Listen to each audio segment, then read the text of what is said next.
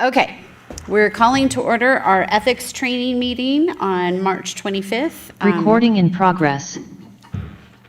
And we do have Spanish interpretation. Okay, so before we start the meeting, we will go to Spanish interpretation directions. Thank you. The following message will repeat in Spanish. We are offering live interpretation into Spanish via our Zoom platform. To access our Spanish channel, press the interpretation button at the bottom of your screen where you will see a globe icon. Choose Spanish. If you're joining via Zoom smartphone app, select your language by clicking More, or the three dots at the bottom of your screen, select Language Interpretation and choose Spanish. Bienvenidos, estamos ofreciendo interpretación en español en vivo y en directo en nuestra sesión por la plataforma Zoom. Para tener acceso a interpretación, oprime el icono del globo terráqueo al pie de su pantalla y seleccione Spanish o español según su formato. Si está uniéndose vía Zoom en su teléfono inteligente, seleccione los tres puntitos al pie de su pantalla, elija Interpretación de idiomas y pulse Spanish o español para activar su canal. Muchas gracias. Thank you. Back to you. Thank you. Okay, we will move on to our land acknowledgement. The City of South Lake Tahoe acknowledges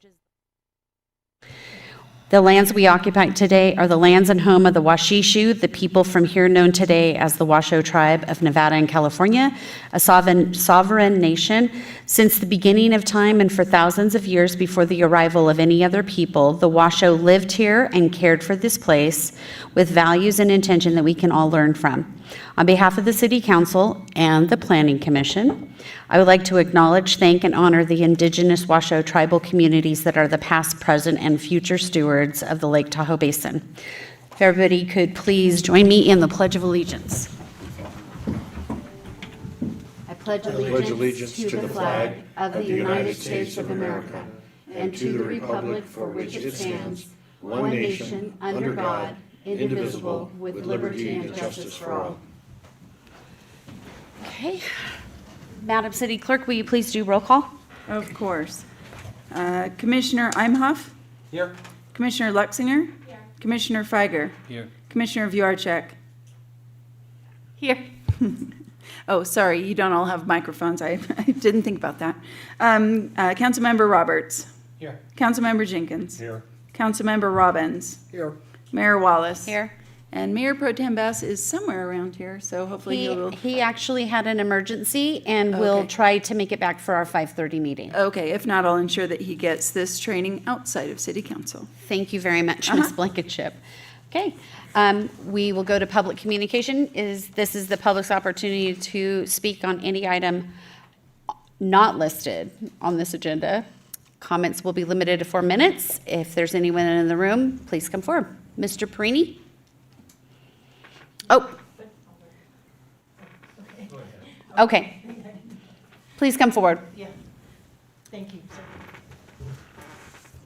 Good afternoon. My name is Sue Norman. I'm a retired hydrologist with the Forest Service, and I'm here to offer you a petition to adopt federal agency support resolutions. I don't know if you're aware of the actions taken by the town of Truckee on March 11th to do this kind of action. They adopted resolutions expressing concern for and opposition to the local impacts that will result from federal staffing and funding cuts.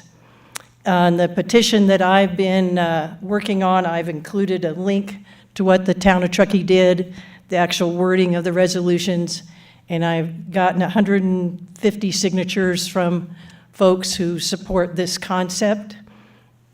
I've been in contact with my former colleagues at the Forest Service and am very aware of the current state of their operations, which is not good, and they are not allowed to talk about. So I am endeavoring to do that for them in the best way that I can. I don't know about the timing of this and what, personally, when I read the resolutions that the town of Truckee adopted, I would choose to change it some because there's a lot we don't know still at this point. The White House OMB and OPM sent a memo out to all the federal agencies to submit RIF and reorganization plans. The first phase was submitted on March 13th. No one in the Forest Service knows who is working on those plans or has been engaged, and there's a level of chaos and fear over there that is different than anything I ever experienced during my career. And I've been through a couple of RIFs and understand the process. The process that's been laid out this time is frankly bizarre. The second phase of the plan is due on April 13th, which is coming up in a couple weeks. You will have noticed in the media there has been nothing said about federal agency RIF and reorganization plans.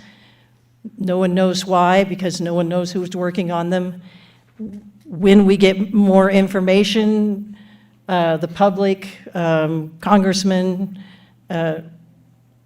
local governments, there'll be more to react to, and I expect that to change in the next couple of weeks as far as having more information about the degree of impact of what those plans look like and how it could affect mountain communities, communities that depend so much on their partnership with federal land management agencies in very many ways. When I spent my entire career working in the Lake Tahoe Basin. I'm a very fortunate person in that way because most Forest Service employees move around a lot. I managed our watershed restoration program, our water quality monitoring program, and the water quality and erosion control grants program. Under my tenure at the Forest Service, I was responsible for awarding $25 million of grants to local governments here for erosion control and water quality projects. It's a legacy I'm super proud of, and I really enjoyed working with all the staff from the agencies around the basin that utilize those grants to put in these essential projects. So I really believe in government. I believe in government at multiple levels working together to get things done for the public. And this petition is to offer you an opportunity to participate. Thank you, Ms. Norman. Yes. Thank you. Mr. Perini.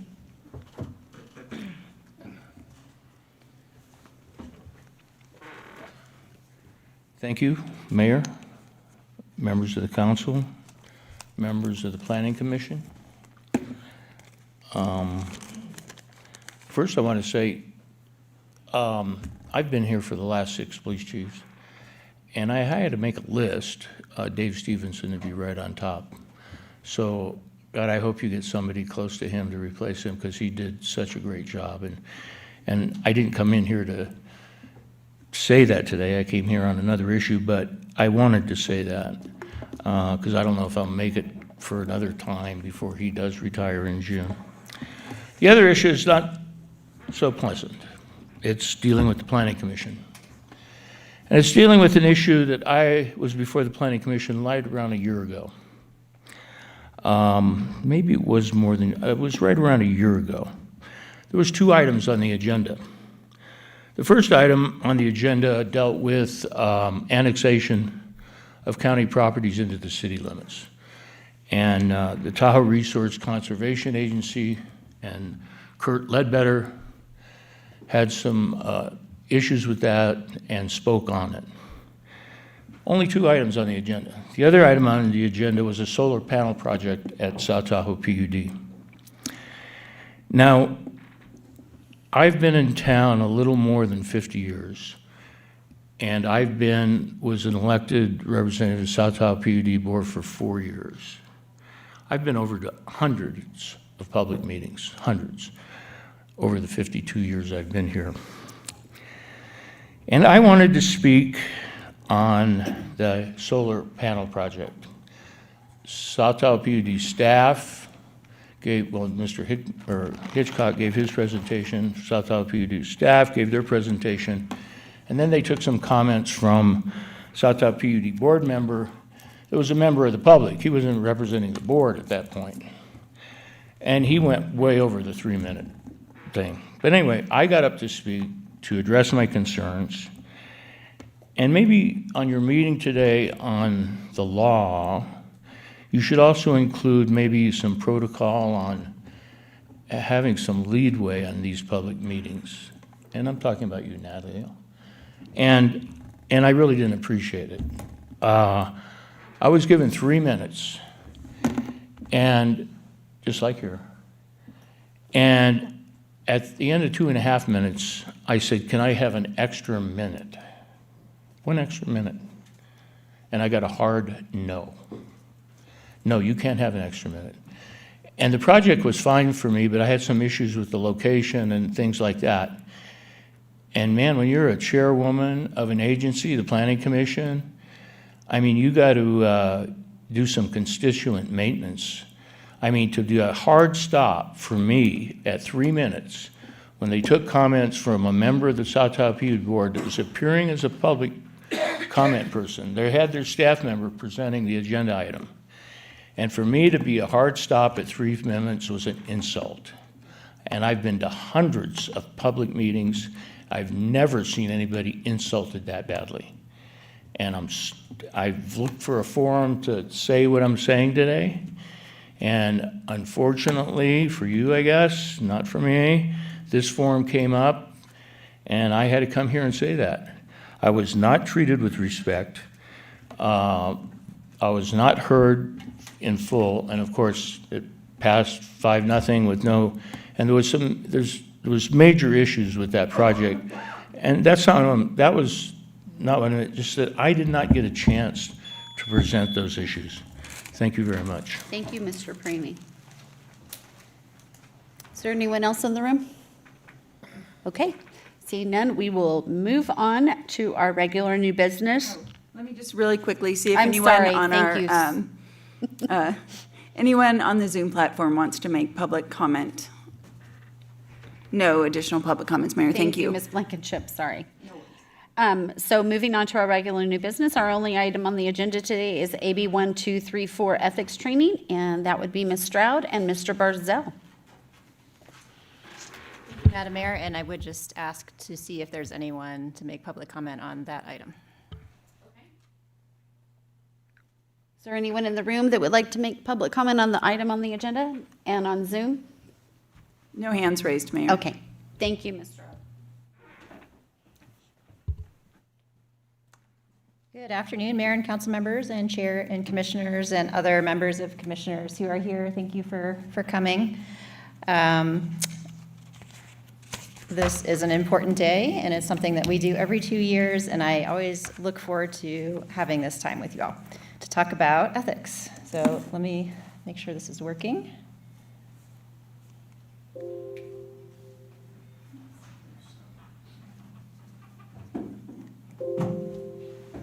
It's making a noise. It's promising.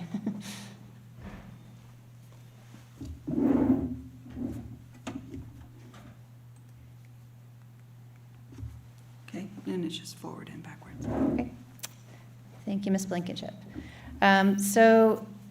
Here we are going to talk about 4 major topics today, all having to do with ethics and service in the government as an official or either elected or appointed official. So the general principles that we'll talk about are what the law is, and then also I would encourage you to think above what the law is, because that is the floor or the minimum of what's required. And these laws are intended to build and maintain the public trust, make sure that our decisions are fair and in the best interest of the city and its constituents, and that they're made in a public setting where there's an opportunity for the public to participate. So I did not want to forget to have public comment on this item to set that example, even though I didn't think there would be anybody. So we also do this because it's legally required. What's known as Assembly Bill 1234, which is always easy to remember, requires you all to have ethics training every 2 years. And it's helpful, I think, to have this conversation together. There are other ways you can get your training done. You could do it at a conference. You could do it online, clicking through the slides. But I think it is nice to have this conversation all together, and we can all hear the same thing. And I think the questions that you might have are very important and might be the most interesting part of this afternoon. I do want this to be a dialogue. Mr. Bardzell, Assistant City Attorney, and I will be kind of splitting this up, but we want you to ask questions as they come up, so feel free to interrupt. So these are the main 4 areas we're going to cover today. I will be doing sections 1 and 3, and Mr. Bardzell will go over sections 2 and 4. Our goals are to familiarize you with the laws that govern your service, of course, and to allow you to do what in law school is called issue spotting. So you can't remember everything. We don't remember everything either. We have to look things up. But it's important to be able to spot when there's an issue where you might need to ask us a question. You might need to ask, do I have a conflict on this issue? Is this something I should do or not? So it's just a familiarity generally with what the laws are. Also, again, encouraging you to think beyond legal restrictions, not whether you can do it, but whether you should sometimes is the question, and also satisfy your requirements. So Section 1, personal financial gain by public servants. And everybody's favorite, we always start out with bribery. So the bottom line is do not take anything that is in expectation that it's going to influence how you are making a decision. It is a crime. Elements of bribery are that a government official, such as any of us, requests, takes, or agrees to take a bribe and represents that it would unlawfully influence a vote, decision, or opinion, and that can be either express or implied. Bribe can be anything of value, not just money. You always think of the proverbial bag of cash, but it could be anything, and we'll see a few examples here that have been recently in the news. This is Penal Code, Section 86, has the elements of bribery under state law.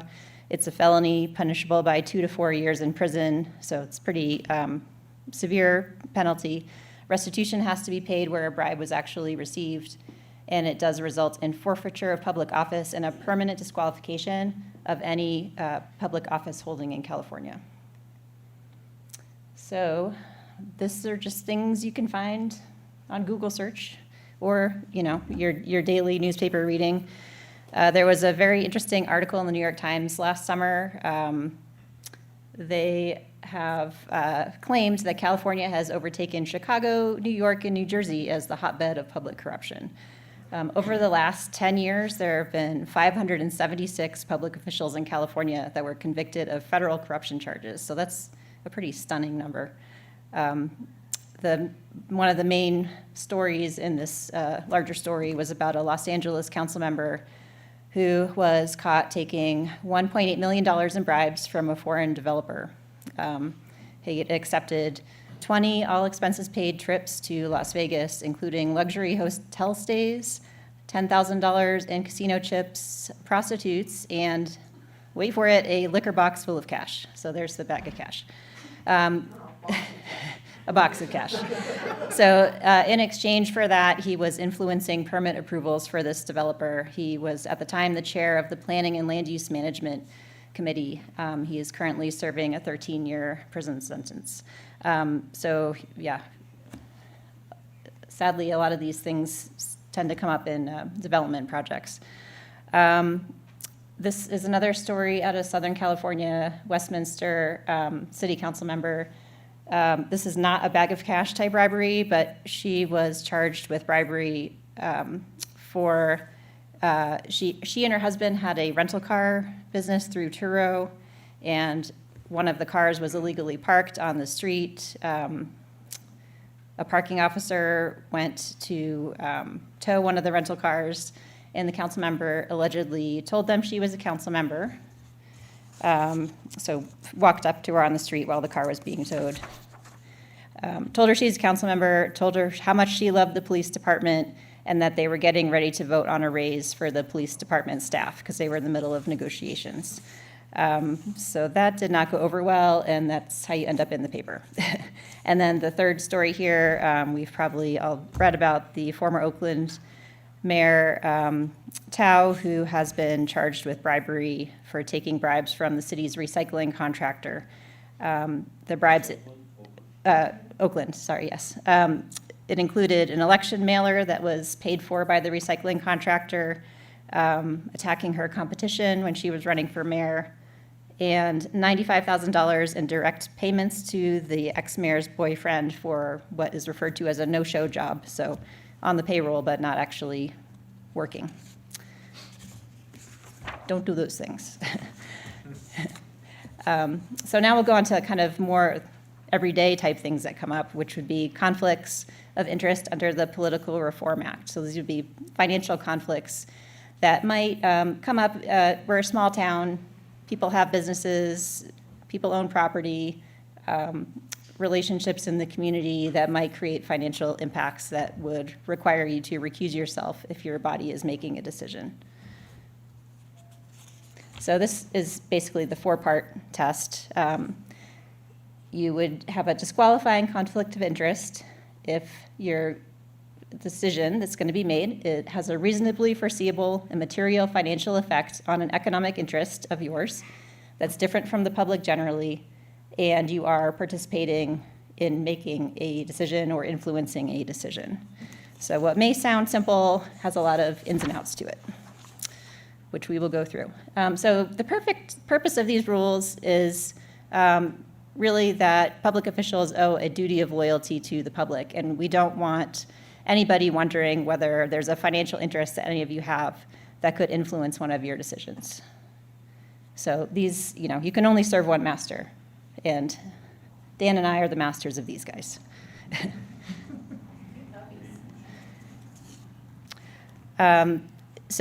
Like I mentioned, it's important to recognize when you might need to seek advice, because these rules are complex and sometimes take time to research what the right result is, whether you have a conflict or you don't, and sometimes it's just not clear, and then we need to ask the Fair Political Practices Commission, FPPC, I will call them throughout, for advice.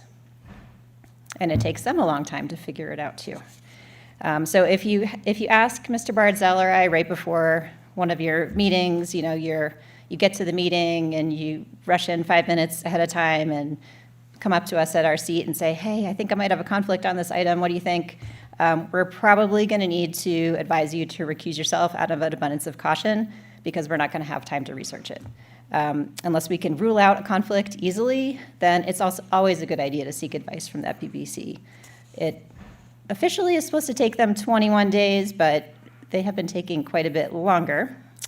A recent example, we had to follow up a few times, but eventually got advice on the Midtown area plan for former council member Cregan, Mayor Pro Tem Bass, former council member Friedrich, and Assistant City Manager Roverud, who all own property either in or right adjacent to the Midtown area plan. That took a few months to get resolution, but we do have that advice letter now. And it's helpful to have a formal advice letter because it does immunize you from the FPPC later finding that you had a conflict. Yes, Mayor. Does the FPPC still have like an open forum on Thursdays where you can call in? They do have an advice line, but my understanding is they do not give conflict of interest advice on the advice line. Thank you for the They clarification. only give campaign finance Got type it. things or other more simple Okay. questions that they can answer. Thank you. So we do have a couple pending requests right now. I know that's really hard to read.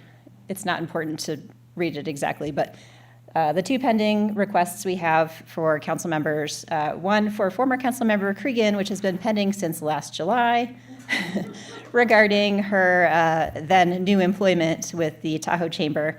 And the question was whether she would have a conflict when sitting on city council with items of business, items regarding businesses, that are chamber members. And that part's moot now because she's no longer on council, but the second part is still a live issue, and it's there's a 1-year cooling off period after you leave your position where you cannot represent that agency for income if you're getting paid before the body that you used to sit on. So that's why they call it a cooling off period. So it's how that applies now. And hopefully we will get the answer back before that year is up. And then the second one pending is with Councilmember Roberts, and it has to do with his employment and whether there's a conflict of interest on the Chateau hole-in-the-ground project. And I have been in regular conversation with the attorney at the FPPC who's working on it, so I think we will get a response back pretty soon. I think you're going to beat Christie on that one for some reason. So there's a 4-step test that we would apply, and I'll use the Midtown Area Plan Advice Letter kind of to walk through these and explain how the FPPC and then therefore we look at this kind of test. So step 1 is the financial effect on the economic interest that you have reasonably foreseeable. Under the Midtown Area Plan, the FPPC determined, yes, the Midtown Area Plan could be transformational for that part of town. If you own property that is within that area or right adjacent to it, it would have a reasonably foreseeable economic effect on your economic interest. Step 2 is that affects material. Again, for the Midtown Area Plan, the FPPC said yes, because of the kind of large transformational nature of that plan. Step 3 is the effect on the official the same as the public generally, and that's where the difference was made between some versus other people that were included in that big advice letter. So for the people who owned residential properties, they determined that the effect is the same as on the public generally. The rule of thumb that the FPPC has in their regulations is that if the impact is the same as on 15% of the residences in your whole area. So for us, our council is at large, planning commission is at large, you're not representing districts, that would be the whole city. Then it's considered the same as the public generally, and you would not need to recuse yourself. So the difference was with Mayor Pro Tem Bass, since he owns commercial property, he still needs to recuse on that item. And then step 4, when is the official making, participating in the making, or using his or her position to influence the decision? That one is sometimes easier. It's not hard to see if there's an item coming before council and you're asked to vote on it, or planning commission, that you would be participating in a decision.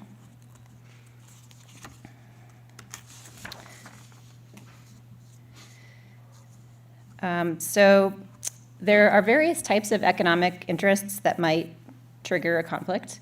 Those would be business investments of $2,000 or more. So if you own stock or have other investment in a business in town, just be aware that could cause a need to recuse on an item if that business has an item that's coming before your body. If you have a position at a business, including director, official, partner, or employee, that could cause a need to recuse yourself. If you own real property and you have an interest in it in $2,000 or more, that could cause a need to recuse yourself. For sources of income, that would be basically you have a job and they pay you. If you have made $500 or more in the last 12 months, that could cause a need to recuse yourself. An exception that is important here, especially where we have so many governmental agencies, where people might be employed, a government salary is not included as a source of income under the statutes. And then sources of gifts. So the gift limit was just increased. They increase it every 2 years, I believe, 2 or 3 years. So $630 or more in the past 12 months from a single source would cause a need to recuse yourself. There are exceptions to the gifts rules that Mr. Bardzell will go over in his section. For real property, I just want to go back to that one because that's a pretty common cause to need to recuse yourself.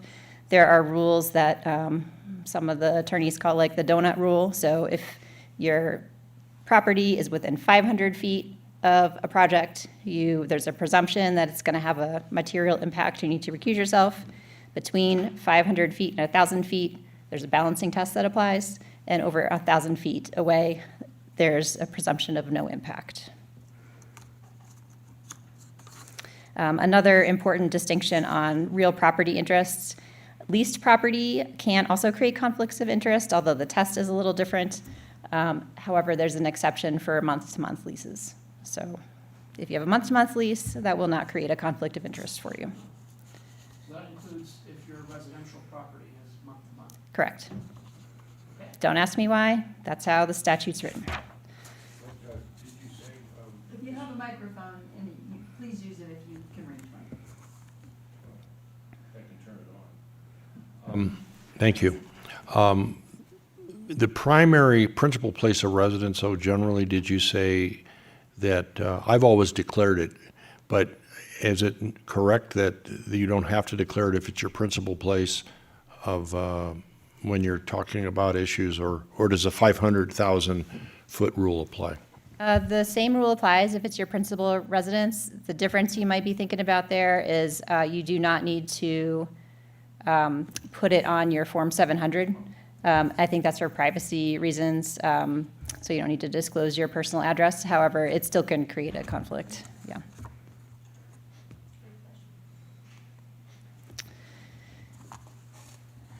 Okay, so for the key steps we look at going through those more materiality standards, just be aware that there are different standards for different types of economic interests.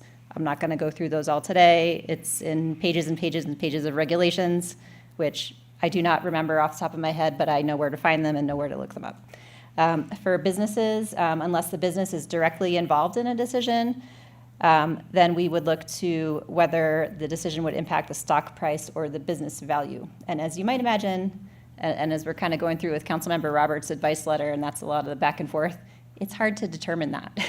We don't have a crystal ball, so I'm working with the FEPC attorney on that one to try to figure out what information they need to determine whether a decision may impact a stock price or business value. And the public generally part down here is what I was mentioning. So for commercial property, it's a 25% threshold. So if the decision is going to affect 25% of the city properties or businesses the same as yours, then it would consider to be a public generally exception. So you would not need to recuse yourself. For residential property, it's 15%. So what's the process if you have a conflict? First, I would say don't be bashful about it or ashamed. Again, small town, these things will come up. Everybody has a conflict at one point or the other. It's not a huge deal, and we know how to handle it, and it's all good.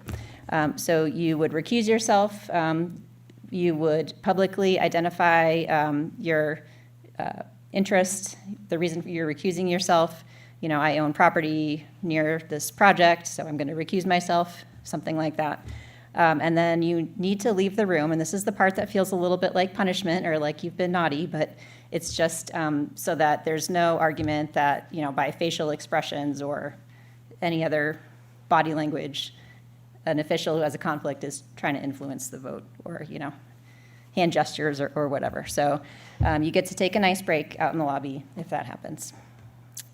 There is an exception, and I can only think of one time here it's come up, but you may speak during public comment from this spot where the rest of the public speaks if you have a conflict, if it's your own personal interest. And the example where that came up was for Mayor Pro Tem Bass, Tahoe Wellness, when he was first elected on council, and there were some issues going on with the cannabis regulations. He did take the opportunity, and we did check with FEPC just to make sure that was okay, and they confirmed that that exception would apply. So if I could ask, Ms. Stroud, so people who are even on the council or the planning commission still have a First Amendment right to express their opinion away from the dais? Is that what that says? If it relates to their personal property or is that what you're saying? Not exactly, but that's also true. So yeah, you don't lose your First Amendment rights when you're elected or appointed to your bodies. So I think this exception is meant to balance the First Amendment rights with the conflict of interest rules. So you would need to recuse yourself from voting with the body, but you can still come up to the podium at a public meeting of your own body and make a public comment as a member of the public, not as a council member or planning commissioner or other commissioner. And of course, you're all, even if you have a conflict, you can talk to people out in the community. You just can't influence the city's decision. So hopefully that's clear.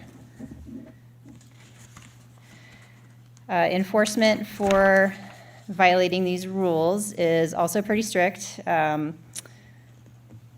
can result in criminal prosecution, which I will say is pretty rare, but does happen sometimes. Can result in jail time, loss of public office, that does happen, and FPPC fines. They have the ability to fine administratively. So this example, which I know you can't read, I will explain. I pulled it off the FPPC's website. It involves a city council member from Galt. The city council there was considering whether to sell 5.7 acres of undeveloped land to a developer. And the city land was about 260 feet from the council member's property. So if you remember the donut, that's in the jelly part of the donut where there's a presumed conflict. The council member did not announce any conflict of interest and did not recuse and voted on that item. So following FPPC enforcement, the council member agreed to pay a $3,000 fine for voting on that item. I will say, that may not sound like a lot of money, but the enforcement process probably took a couple years and drug him through the media, and so not good. Conflict of interest in contracts. I want to spend a little time on this one because the rules are a little more strict and a little different than regular financial conflicts of interest. So here we are looking at Government Code Section 1090. That prohibits public officials and employees from having financial interests in contracts that are made by them in their official capacities. So but that basically is a rule against self-dealing. It applies broadly, so you might think something's not a contract, but even an amendment would be considered a contract for these purposes, oral contracts, extensions to contracts, and then financial interests in contracts is also broadly construed. I will just point out, too, that the Political Reform Act, financial conflicts, and 1090 can apply at the same time, so sometimes you need to look at both sets of rules to determine whether recusal is required. An example here, say a council member's spouse is a CEQA consultant. Could the city hire her to prepare an environmental document for an area plan update? No. So this is another area where the 1090 rules are different. You can't just recuse yourself if you're on the city council and have the council be able to approve the contract. The conflict can't be avoided by the recusal of the council member, so you just could not enter into that contract. Ms. Stroud, talk to us about when an employee or a spouse works for another governmental agency and the city is contemplating entering into an agreement with that other agency for some purpose, for some amount of money. Does that a governmental exception apply, or can they vote on something that might arguably benefit their spouse who's working for another public agency? Similar to the Political Reform Act, 1090 has exceptions, and governmental income is one of those. But if the contract is going to impact the specific department that the spouse or the official works for, then they might need to recuse themselves. But it's not a bar to entering into the contract like it would be for a private employer. So that's a good question. These rules are strict and they apply whether, the city may have done an RFP, determined this company is the best one to provide the services that we need and it's the cheapest. If there's a 1090 issue, it still could bar us entering into the contract.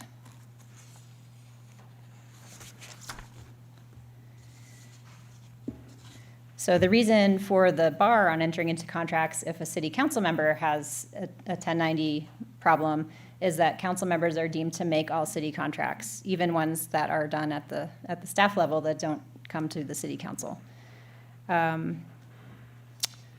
Employees can avoid the prohibition on entering into contract by not participating in the making of the contract. So another employee can work on it, another department could work on it, but the same rule doesn't apply to council.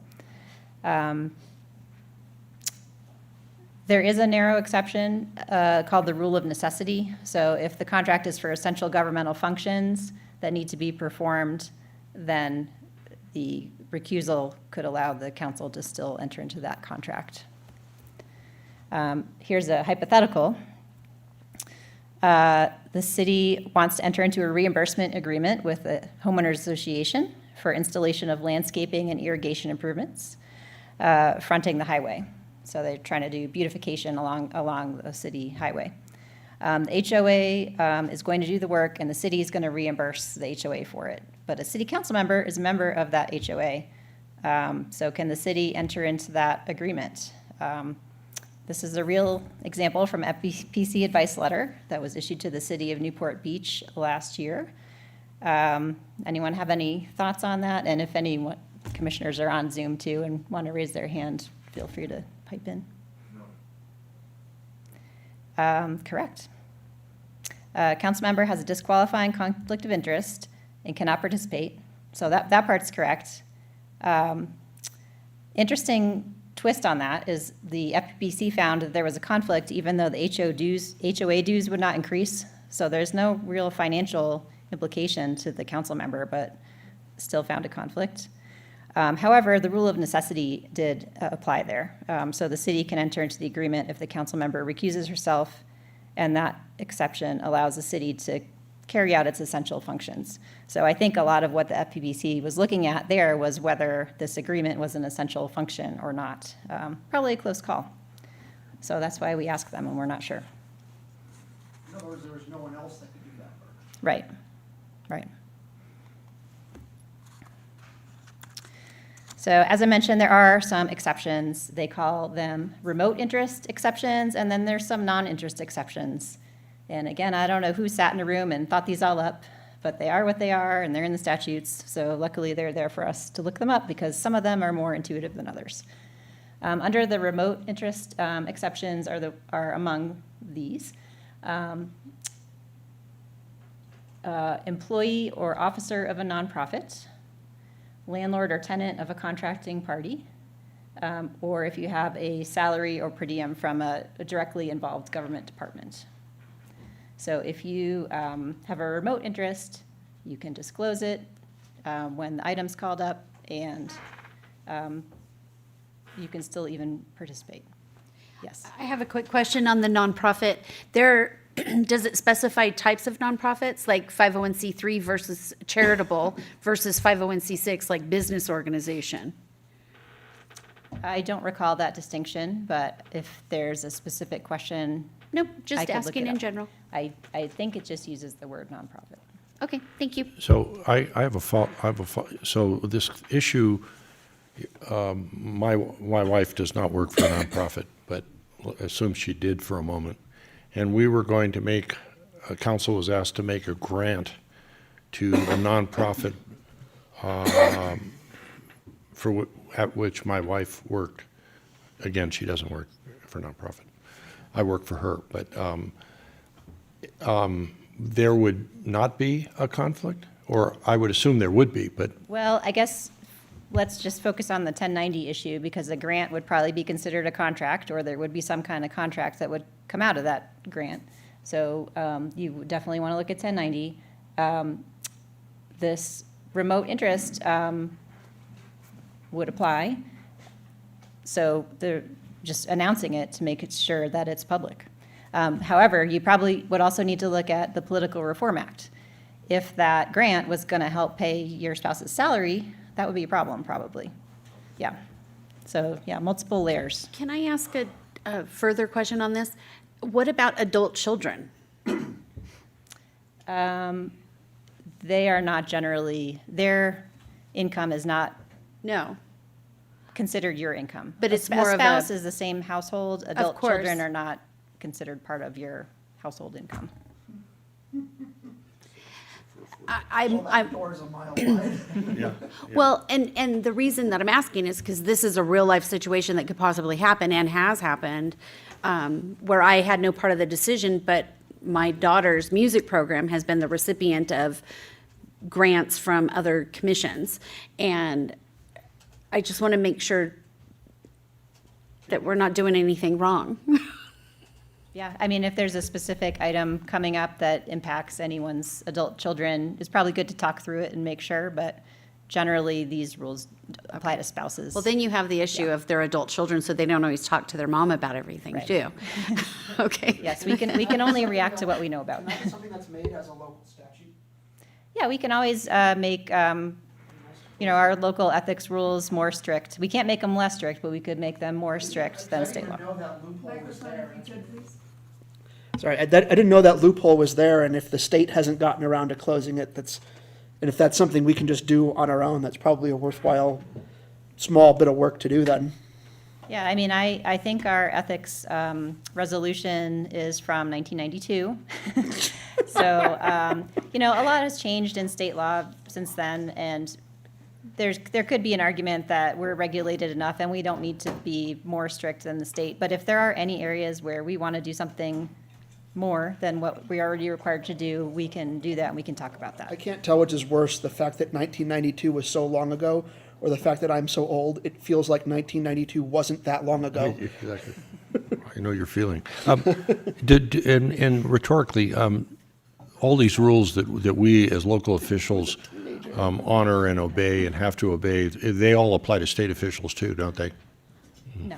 I didn't think so. They have a Thank whole you. other issue. Yeah, they have different rules, and I would argue less strict than ours. And of course, the federal ones are also different and less strict and maybe less complied with, sometimes more than others. But we do the best we can to make sure we have perfect compliance. So then these categories of non-interest exceptions. So not a remote interest, but a non-interest. Public official is deemed not interested and can participate in the making of the contract. So I think I misspoke on the last one. For remote interests, you have to announce your conflict and recuse yourself. Non-interest, the difference is you can still participate. You still need to disclose your interest, but you can still participate. Examples of this would be if you own less than 3% of stock of a large company, if you have salary or per diem from a non-directly involved governmental department, spouse of officer, employee of public agency, if the office holding or employment has existed at least 1 year prior to your election or appointment. That one's a mouthful. Or if you are a non-salaried member of a nonprofit, that one, disclosure and noting in records is specifically called out in the statute. So here's another example from a real FPPC advice letter from 2023 from the city of Arcata. Does Section 1090 preclude the city from entering into future contracts with the Chamber of Commerce if a council member becomes the executive director of the Chamber of Commerce? And anyone have a sense of what that answer could be? I would say no, because it says non-salaried, and usually the executive directors are salaried.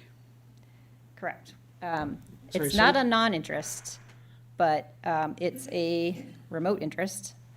So the remote interest exception applies because they're an officer or director of a nonprofit corporation. And this one will get, I think, the same answer from the pending Cregan advice letter. Wait, sorry, what was the scenario again? I didn't quite catch all Can of the that. city enter into future contracts with the Chamber of Commerce if a council member becomes the executive director of a Chamber of Commerce? Yes, it's a remote interest. So the council member would recuse themselves, and the city can still enter into that contract. So Oh, they if a could, serving council member, Yeah, I see. so they could enter into the contract, they could, but the council member can't participate. participate. I understand that. Yes. Thank you. That's very good. Apparently, it's a common issue that comes up. There were a number of advice letters on similar issues involving a council member being a chamber executive. What about contracts with companies that are members of the Chamber of Commerce? And follow-up question, contracts or dealings with companies that are board members of the that Chamber of Commerce? Yeah, that is another issue we asked for advice for in the Cregan letter, and we don't have it back yet. Okay. And maybe it's so complicated that it's taking them 8 months to look at it. Those are not mutually exclusive, I can assure you. Yeah, I will say that because we were waiting for that advice to come back from the PBC, Councilmember Cregan did recuse herself on any items that might have been implicated in the rest of her term.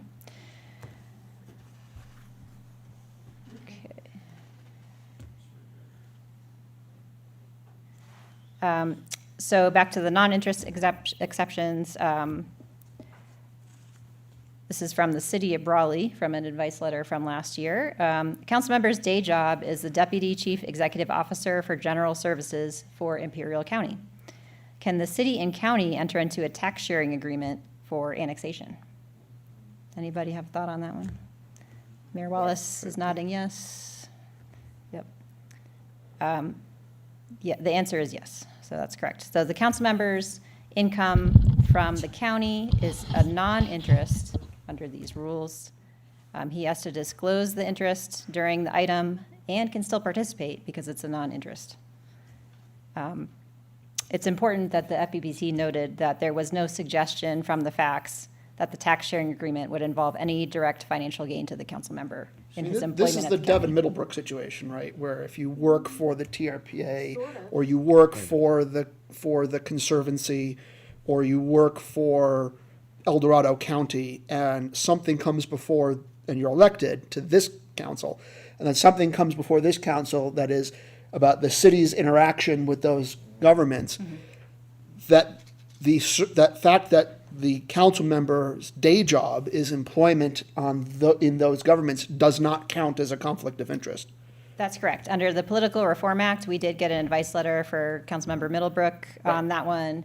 They confirmed that the TRPA salary did not create a conflict for the general policy issues involving the TRPA and the city. On that particular one, it was our climate action plan. So on the ethics part of that issue, not referring to anyone specifically, if a person who's working for another governmental agency and the board of that agency takes a certain action, and then the city council has to vote on an action, if they're a higher level, I mean, it would seem that the employee who's on the council would have difficulty opposing what their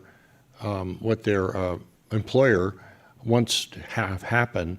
And does that not pose some question, I guess? Maybe not? I don't know that there's a financial conflict or a 1090 issue there that could invoke the doctrine of incompatible offices, potentially, but that only applies to high-level executives. It doesn't apply just to employees. So, and Mr. Bardzell will get into that some in his part, so I don't want to steal his thunder. So when you say, can you clarify incompatible offices? Use Yeah, that term? it would be, you know, you can't. Unless it's in a slide later. You I don't can't wanna serve on the planning commission and SDPUD at the same time, or you can't be on city council and the school board at the same time. We had that with like Nick, for example, who can't be on the planning commission and the TTD Correct. because the California ruled that those were incompatible. But does that, is there a list of those, or how does that determine what's incompatible? I will let Mr. Bardzell explain that in more detail, but essentially, it's a kind of a test that's applied, and there's a running list of items where the Attorney General has found them to be incompatible, but sometimes you just kind of have to fill in the gaps if it's not something that's been determined yet. It does only apply to elected and appointed officials, and then high-ranking executives. So like the city manager probably couldn't be on stupid either. We also had a school board, a planning commissioner who was appointed to an unexpired term on the school board, and that, or the opposite, I can't remember which one it was, but, so they were incompatible. And there was an Planning actual advice letter for planning commission and school board. And I guess that's under the theory because like the school might want to build something that would have to get approved. by the Right, planning if one body has. But no, but they're saying that they're incompatible fundamentally. But it's interesting that that doesn't, so that might apply to being sufficiently senior on like the TRPA and a board or elected appointment. Wait, does that go for elected or just a board appointments? Because the Elected school and board's an appointed. elected position. It's elected and appointed officials. Okay, Yeah. so you can be elected to the city council, but if you're sufficiently high-ranking at the TRPA, then that might count as incompatible. But if you're low enough in the machine, then that would be considered acceptable. It's not everyone in that other organization. Correct. For example, Councilmember Middlebrook, you know, we all held in high regard here, but at TRPA, he's just an employee. So no problem. I don't really know what he did that well, so it's fine.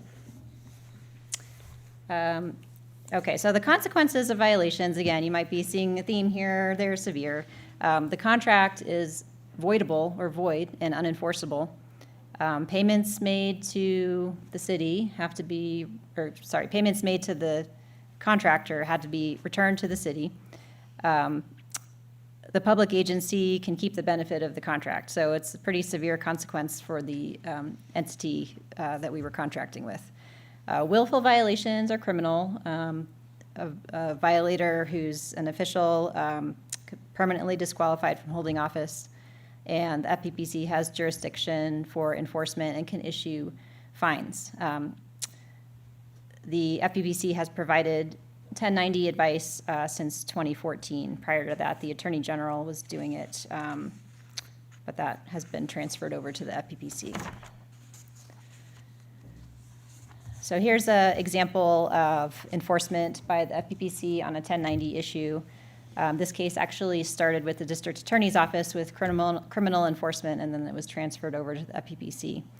So this was a county employee who worked in the IT department, not a high-level employee, wasn't even required to file a Form 700, which is the economic disclosure form. So that's kind of a lower-level employee. He owned a company called Pixabytes. That company entered into 6 contracts with the county he worked at for a total of $40,000, and he was issued a $15,000 fine from the FPPC for those 6 violations. Did he participate in the decision to award the contract to that employee, or is it just the mere fact that there was a contract of which he benefited that created the conflict? A conflict, the second. So I don't think he was at a level where he was in charge of signing contracts or doing that procurement.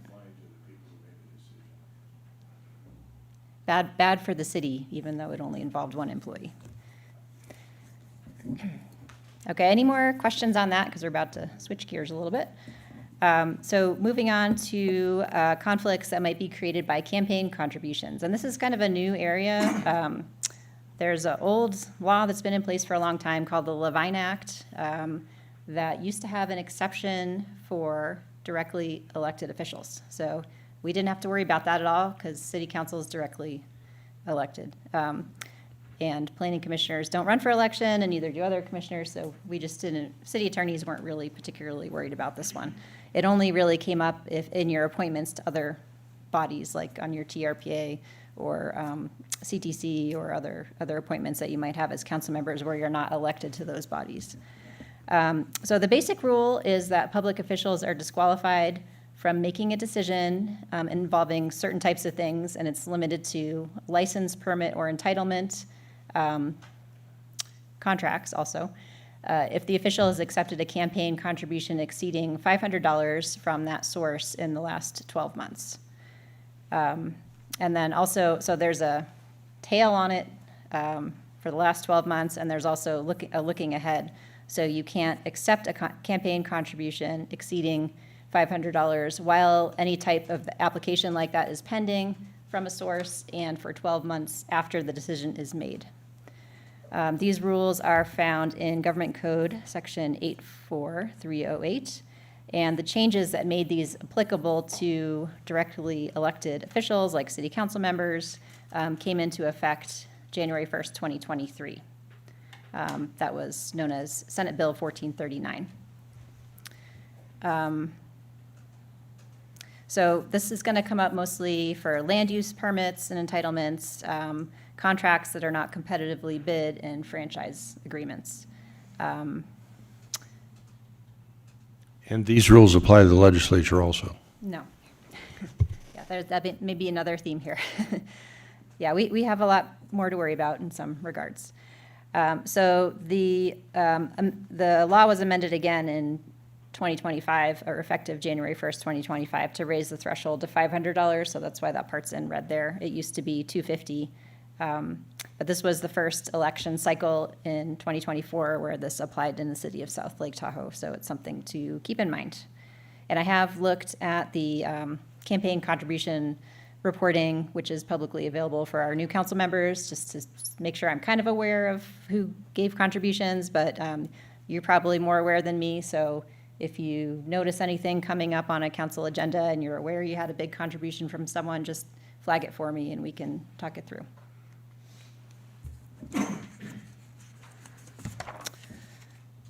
Okay, so this is the cooling off that we touched on a little earlier. So when you're leaving office, there's a 1-year ban on lobbying your former agency, and that would basically be getting paid to come stand up here and make a case for the city to do something.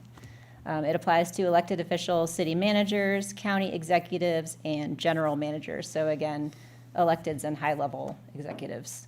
And it only applies if you're being compensated and representing another person. So after you're off council, you can still come up here in your own capacity, not getting paid by anybody, to say whatever you'd like to say. Okay. We have reached the quiz. So I'll read this out for you.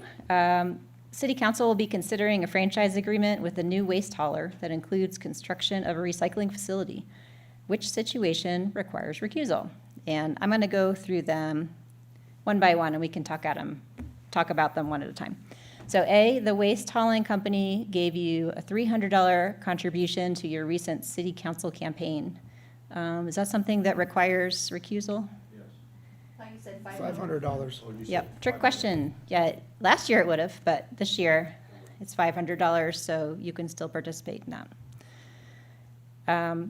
B, you rent a house 200 feet away from the proposed recycling facility. Is that something that would require recusal? Depends if you have a year lease or month to month. Thank you.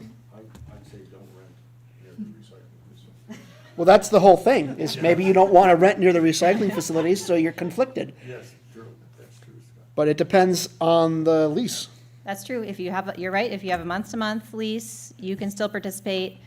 Otherwise, you probably would be presumed to have a conflict. We probably would want to get a FPPC letter on that, because if you owned the property, it's pretty clear you'd have to recuse yourself under the jelly donut rule, because the 200 feet is in the jelly. But renting has a little different standard, and it's like whether the terms of your lease will be affected, and it's a little harder to tell that from the facts there. C, your spouse is the in-house accountant for the waste hauling company. Very good. All right, pretty good. Your son is the accountant for the waste hauling facility. Then no. Except the waste hauling company might be considered an essential function. Someone needs to pick up the trash, so we probably would want to look at that rule of necessity for that. You definitely would need to recuse yourself, but the city might be still able to enter into the contract if it's an essential function. And D, the CEO of the waste hauling company gave you a wedding gift worth $700. Yes, recuse? Probably, and this one is a little hard to answer because When was your wedding? Dan's going to go over the gift issue, but there's some exceptions. If it's a close personal friend of yours, or you give each other gifts like this all the time from before when you were an official, it might be okay. But yes, definitely something to ask about, because that could get you into trouble. If you're the mayor of Oakland, you probably would look at this. Yes. Yes, the former mayor of Oakland probably shouldn't take that. And then E, all of the above, but we've already answered that A, you can do, so that one's not correct. Okay, second question. You have a home occupation making jewelry. A neighbor reported you to code enforcement for having too many customer visits at your home. You tell the code enforcement officer you're a planning commissioner and recently voted to allow more customer trips. So what issues do you see with this scenario here? Well, here in South Lake Tahoe, we don't allow that. I have a home occupation. But I guess it would depend on if they voted or the planning commission voted in favor of it. Well, yeah, if you were on the planning commission and you did vote to allow more customer trips even though you have a home occupation, is that a problem? Yeah, that's a problem too. Yeah, that probably is a problem. In South Lake Tahoe, South Lake Tahoe, as I understand it, this came up in an issue in a neighborhood where the home occupations, depending upon, don't necessarily come before the council. And so, I guess, It says Planning Commission. yeah, I guess it comes before the planning commission. But, so if they made a decision, it could be appealed, I guess? Yeah, I guess that might have been in my mind when I was thinking about this, but this would be talking about a code amendment. So if it's in the Title VI of our code where the home occupation is, so it would go to Planning Commission for recommendation to council on the code change.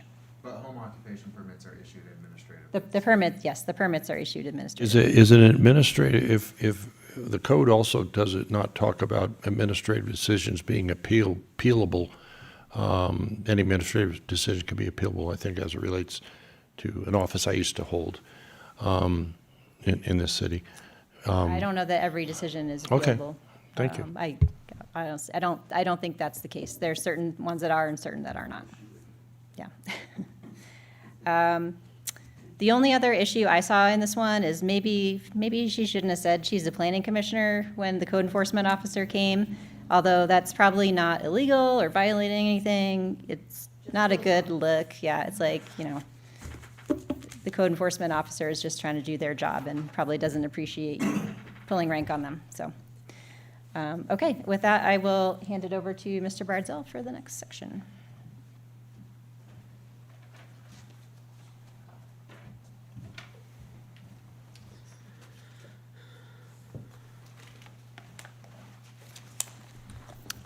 All right, so next we're going to talk about laws relating to claiming perks of office. Wait, what perk?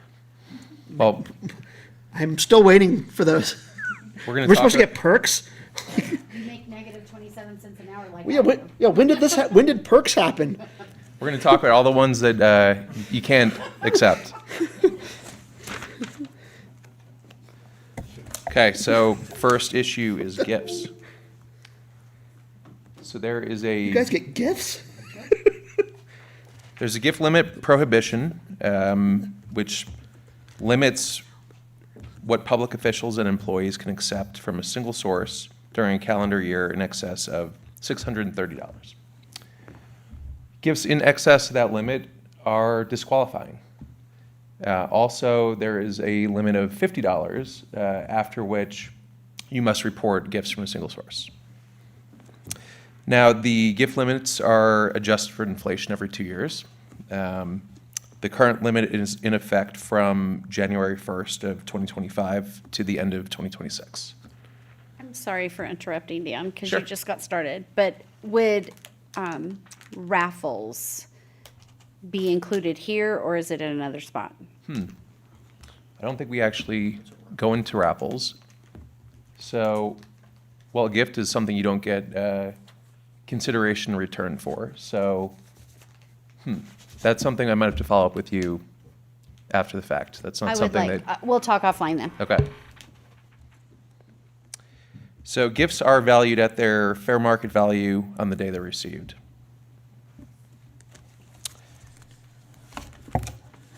And also, there is a city policy in place stating that city officials and employees shall not accept any gifts or favors which might be reasonably interpreted as an attempt to influence actions with respect to city business or as a reward for performance of your official duties. Goes to the issue of intent. What's the intent? Yeah. Well, it goes to how it would be perceived as well. So you don't want to accept any gifts that would be perceived as an attempt to influence you in your decision-making.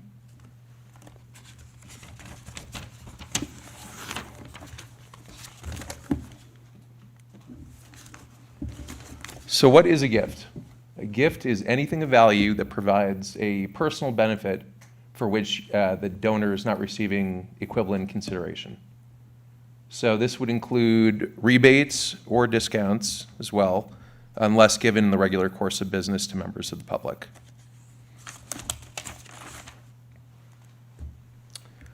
So a gift is received when the public official has actual possession of the gift, or when the official takes any action to exercise direction or control over the gift. And this would include deciding to discard the gift or turning it over to a third party. So how do you handle this? You can give the gift back, or you can donate it to charity. Those are two ways to approach it. And we'll talk a little bit about some of the limitations on those. And a gift can take many forms. This could include money, food, beverages, entertainment. This would be if someone offers pick up the check at dinner, for example. And there are some exceptions to that we'll talk about as well.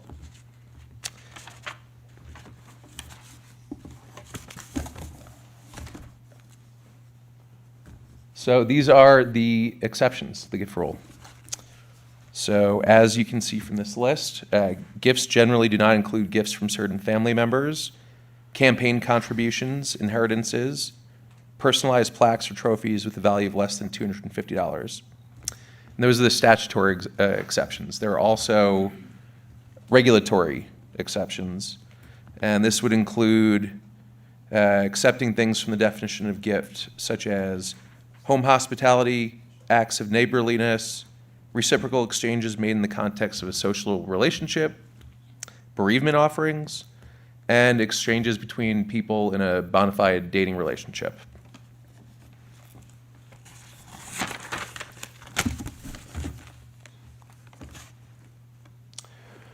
So there are some special rules on travel payments.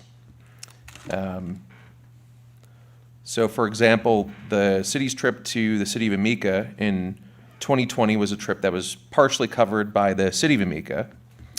Because it was partially paid by another government agency, it's not considered a gift and not subject to the gift limitations. This would also apply to payments made in a similar situation by a nonprofit. And the travel rules are very specific, so if anything comes up related to gifts involving travel, please contact us and provide advice for that specific circumstance.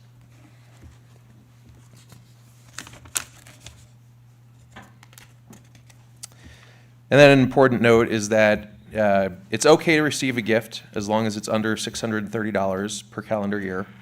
However, if you don't want to report it, give it back or donate to charity within 30 days.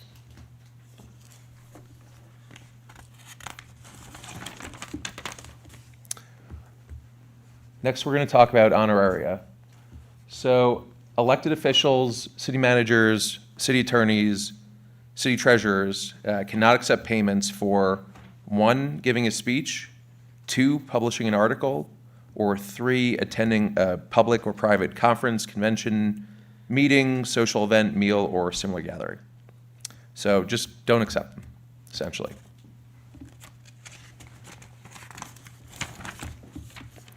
Now, of course, there are some exceptions to that. So the first is a bona fide business. So that's if you're doing one of those activities in connection with teaching, practicing law, banking, or medicine. So if it's in connection with that business. Also, is that an exhaustive list of the businesses that are allowed to accept honoraria? I don't have the section of the government code in front of me, but those are the typical categories. If you have a specific circumstance in mind, though, please reach out and we can discuss it offline. Mr. Bardzell, I know that in the past, Mr. Bass would have brought up the fact that he sometimes, on his business, gets honoraria for doing his business, and that's not in this list.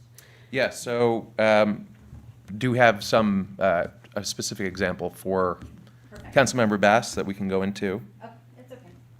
Okay, we'll get to it in a moment then. I think it just goes to what Mr. Robbins was talking about. Yeah, fair enough. So it might not be exhaustive then. So like I said, I recommend reaching out if you have a specific industry or position in mind. Yeah, I used to do presentations. I haven't done them in a while just because it's a hassle, but like I've done presentations at conferences on technical matters that are not these limited items. It's not uncommon. Yeah, so I would say, again, reach out, but most likely, if it's a bona fide business circumstance, it most likely would be permitted, subject to some other rules that we'll talk about in a minute. So other exceptions are if you return it, if you donate it to the city's general fund, or if it's made directly to a bona fide nonprofit. And there are a couple rules related to that.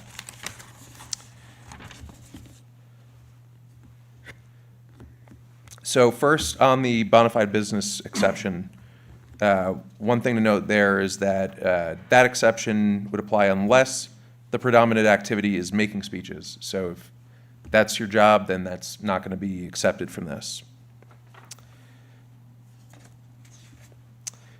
Campaign contributions are also accepted from this. So campaign contributions to an official, including rebates or discounts received in connection with campaign activities, and permissible expenditures of campaign funds, including payments for transportation, lodging, or food, provided they are properly reported in accordance with the applicable campaign finance laws. That would be accepted from the gift prohibitions, and if it fit into the honoraria category as well.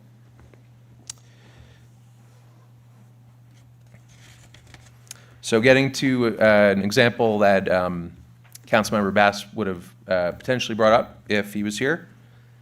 So the question is, what about getting paid to speak at a cannabis conference? So again, this would likely fall within the bona fide business exception. I think to Councilmember Robbins' point, I think it's not an exhaustive list. But in order to qualify, it would only qualify if the services are provided in connection with the official's business, and the services are customarily provided in connection with that business. So you would have to meet those categories in order to check that box.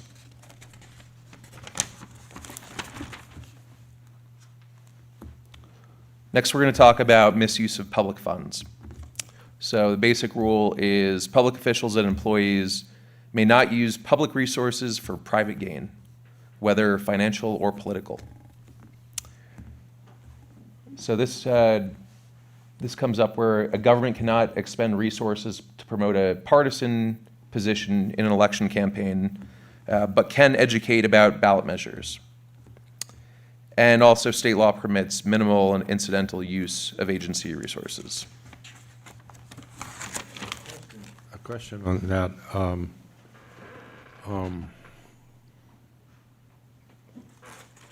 Can cities say, in the public venue where to allow information about a candidate or about a position, are all city facilities open for that opportunity, or can cities designate places where those political activities should take place? And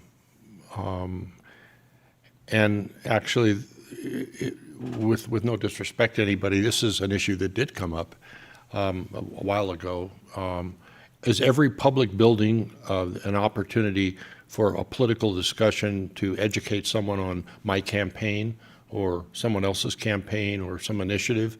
Or can the city set reasonable standards of where such activity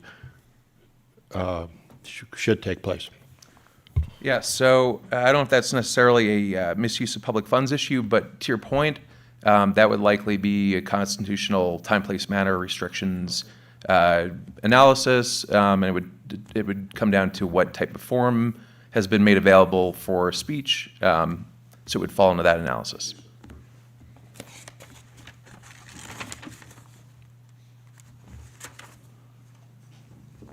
Okay, so there is a constitutional prohibition against making a gift of public funds. So an expenditure is not a gift if it serves a public purpose, even if it benefits a private party. And the City Council's determination of a public purpose is given great deference. A gift of public funds does not need to be monetary, it can also be a tangible item. For example, if the fire department were to donate PPE to another fire department, this would be an accepted gift of public funds because it's for a public purpose. So even if they were donated to a private entity, but it was determined to be for a public purpose, that would be acceptable. Other more recent examples would be cannabis grants that the city has handed out, as well as use of the opioid settlement funds for reimbursement to Barden for drug remediation activities.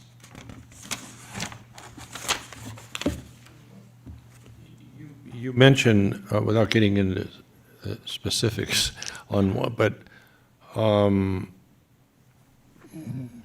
in making donation, well, maybe this is not the forum for this discussion about what is the fairness of one type of activity and two activities. The one activity gets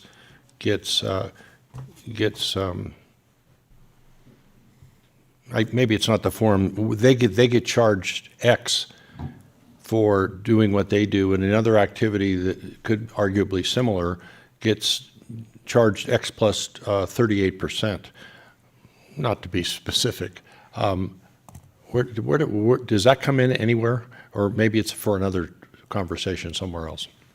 You're saying if we were giving a gift and not charging essentially fair market value for Yeah, to get in return? maybe I'll just withdraw my question. It probably relates more to something that we may consider in the future. So I apologize for interjecting something that deserves another forum.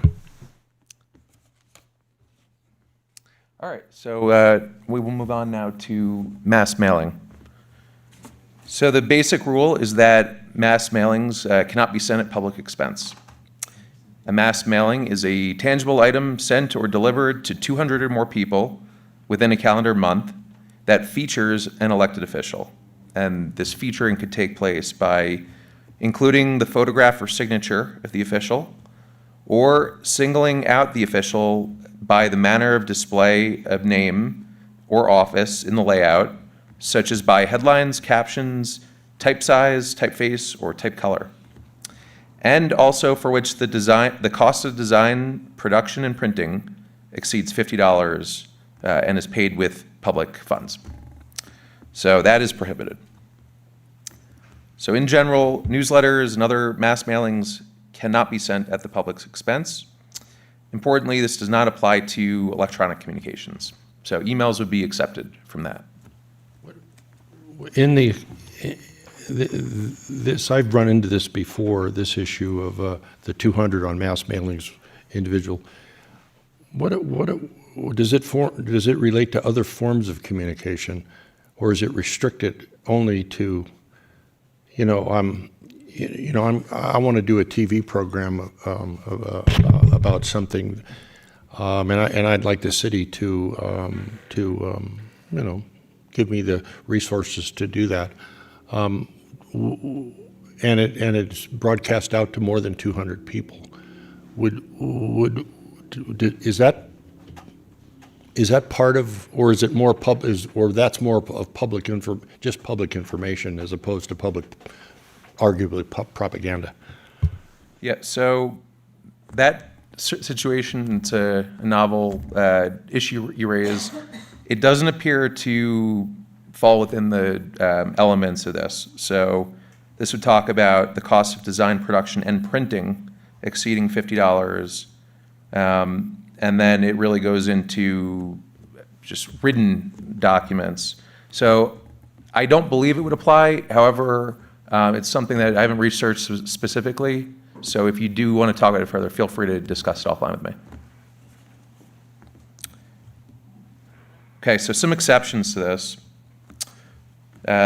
First, mass mailings in which the elected official's name only appears on the letterhead. 2, press releases sent to members of the media. 3, items sent in the regular course of business from one government entity to another in an intra-agency communication. Legal notices, agendas, and business cards. And then one example of something that wouldn't fall within this would be a ballot measure publication, because this is only educational materials. And I think that's an important point you make, that where there's a ballot measure of whatever nature, that the public agency has a right to explain the factual implications but not lobby for or against, but simply say, is that what you're saying? I'm saying that doesn't fall within the mass mailing prohibition. Yes. But typically, that is correct, that we do include, with a ballot measure publication, some factual background on that ballot measure.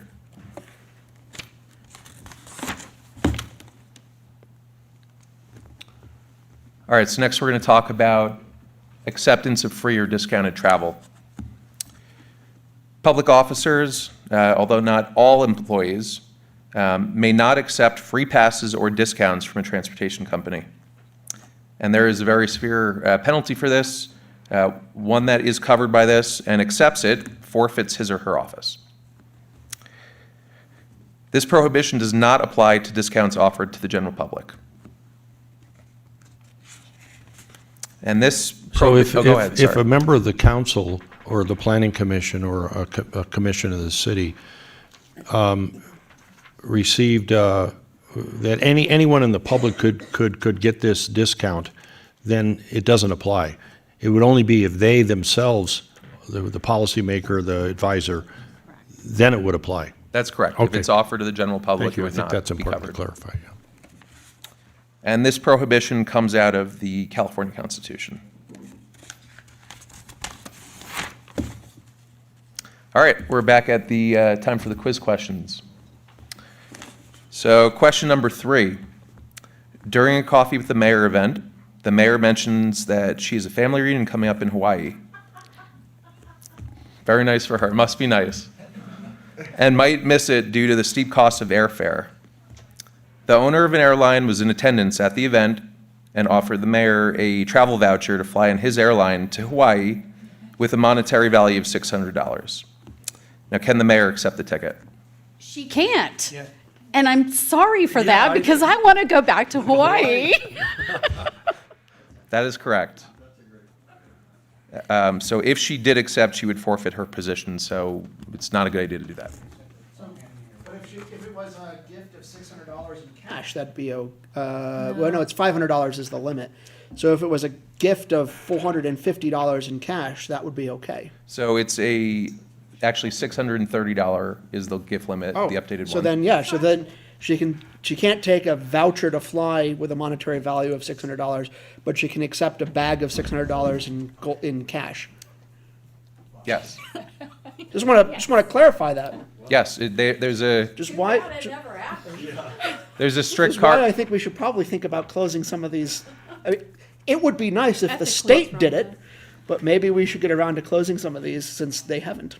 To be clear, though, if it had an impact on her position, if it was, perceived as influencing her decision-making, even if it was a bag of cash, that wouldn't be permitted either.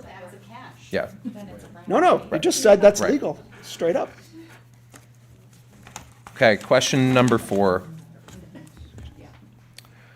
A council member has been asked to give a keynote address at the annual convention of a national business group on the topic of how to navigate local regulatory systems. The business group is offering a $500 honoraria to the council member in consideration for giving the address.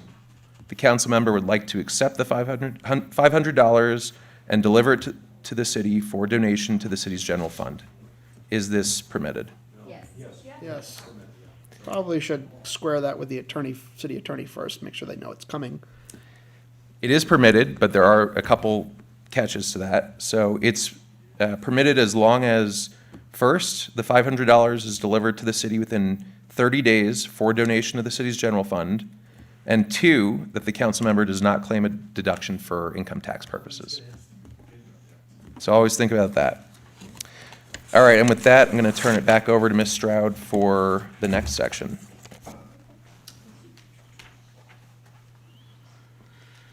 Okay, so now we're going to get into some of the fun stuff on the Brown Act and the Public Records Act, everybody's favorite. So with these, what I would consider government transparency laws, They're all about the public's right to access what we're doing. We are doing the people's business, working at the city, and the public has a right to see what we're doing.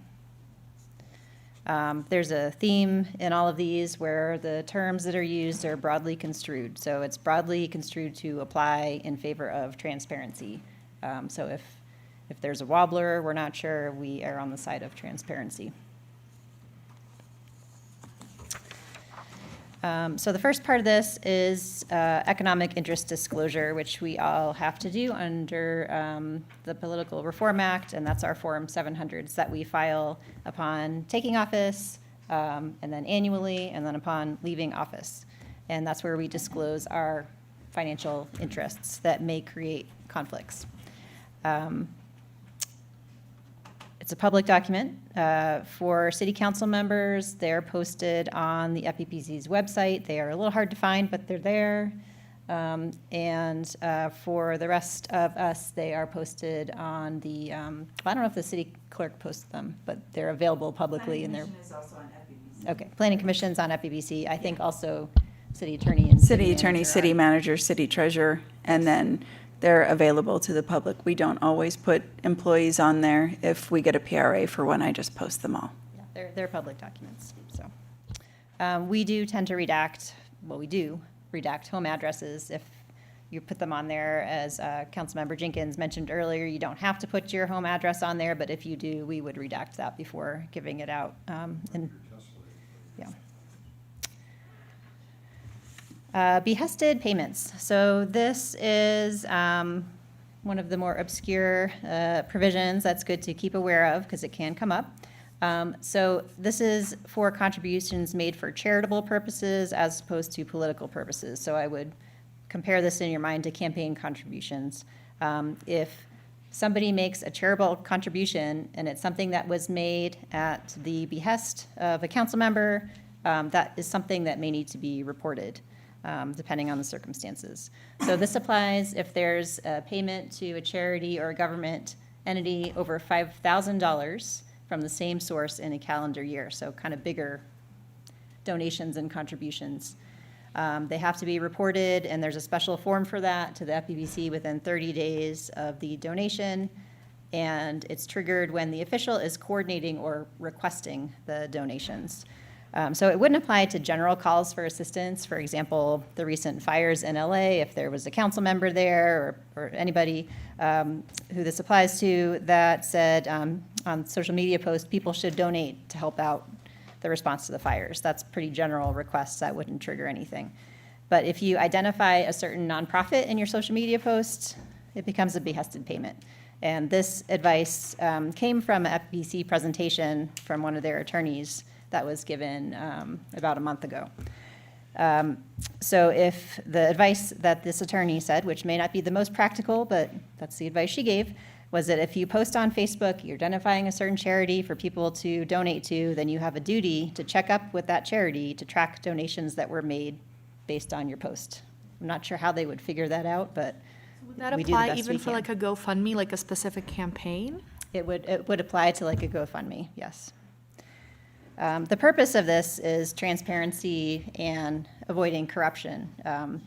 We have seen, in the past, examples of, there might be an official getting donations made to a charity of their choice in exchange for voting a certain way on an item. And that's what is trying to be avoided by this, by making sure these donations are disclosed publicly. Okay, so now the Brown Act, which is our open meetings laws. There's Mr. Ralph M. Brown from, I think, the 1950s. And this is a very helpful guide that I use as kind of a first resource, the Open and Public publication from the League of California Cities. It's available on their website, and it has a concise kind of the issues that tend to come up a lot. Good first place to look. The Brown Act, open meeting requirements apply if there's a meeting of a legislative body. So City Council is a legislative body, Planning Commission's a legislative body, all of our other boards and commissions are legislative bodies as well. If there's a meeting of the legislative body, it has to be open and public. And each of these phrases are broadly construed. What's the definition of a legislative body? It is defined, and I think it's, a public body that votes on things, basically. So if you're an elected or appointed to be on a board or commission that's making decisions or participating in making decisions, it's going to be a legislative body. Even if the decisions are fundamentally can only be advisory in nature? Right. It doesn't matter whether it's the final decision or just advisory. That's a good question. So enforcement, so these are bad doggies. Violations are enforceable by criminal prosecution. Also, we could be subject to a civil lawsuit with attorney's fees available to the plaintiff if there's a Brown Act violation. The action taken in violation of the Brown Act could be invalidated by the court, and of course, the erosion of public trust. So a meeting is a congregation of a majority of the members. So at a given time and place to hear, discuss, deliberate on an item of business within the agency's subject matter jurisdiction. So again, you see it doesn't have an element of making a final decision. It's discussing and deliberating an item of business. There are some exceptions in the statute that can be helpful for just living in a community that is small, and you might bump into people, you might bump into two of your colleagues, and then all of a sudden you have a quorum. But there are exceptions where that's not a problem, such as conferences, like you can have a quorum of a body going to a League of California Cities conference or another conference. That's not an issue, as long as you don't discuss city business while you're there or on the car ride to and from with the quorum. Individual contacts, so you have a right to talk to constituents, people in the community, news reporters, city staff, one-on-one. Community meetings, a majority can attend a public meeting held by another organization. So if it's organized the city, that exception wouldn't apply, but if it's organized by the chamber, the city council or planning commissioners can have a quorum attend to address a topic of local community concern, but again, can't discuss city business. So there's a little bit of line drawing there. If the whole topic of the event involves city business, there could be an issue. Isn't the safe, is it true that a safe practice, if you have a body like Chambers discussing a matter that is of a nature that falls within city-ish, that they notice the city council meeting? Would that be a practice to assure that there's no violation if a majority of the council attended? Because there might be something like that coming up in April. They could do that. It's not something I've seen done because, well, oftentimes, like a chamber might not be comfortable having all of the formalities that we have to have at our public meetings, like public comment and accessibility and all that. But if you're not discussing city business amongst each other there, and it's just coming up kind of tangentially, I'm not very concerned about that. So you're allowed to have other people discuss city business at you? In front of you, yes. In your presence. Participate in the Yeah, discussion. that's why I said- That's where it, even why I if you're said just at. speaking to 200 people, you're speaking to two other people. Yes. Okay. Yes. Thank you. That's where I would draw the line. Okay. And there was a Attorney General opinion last year coming out of Ventura that was a little bit of caused a hubbub, I would say, amongst cities around the state, where the Attorney General determined that their State of the City meeting, which all cities do that, we do that every year, is a meeting of the City Council and not subject to any exceptions. So in last fall, we did notice our State of the City meeting, which we held and we hosted as a special meeting. And that worked fine. And when very early on in my first year, I think at some point I wanted to go to the Meet the Mayor event, and it was the mayor and Mayor Pro Tem were already planning to be there. And if I recall correctly, I was advised that I probably shouldn't go, because then it would make a quorum of people talking about city business at me, even if I didn't discuss back. Yeah. It would still be two city council members talking about city business with me present, and that would potentially make a quorum. And I could watch online and that would be fine, but going in person apparently was Yes. the And line. the issue there is those are city events that we put on, so like the community meeting exception wouldn't apply because we're hosting the event, so. So I'm sorry to beat this dead horse, but it comes up a lot because, for instance, Keith and I are both on the South Tahoe Chamber Board, and David is a member of the board, of not the board, but the chamber, and he would like to sometimes attend. But invariably, we are always discussing something that the city council could or should vote on. And so, but then we have this issue in April where the fire forum is being hosted by the two chambers.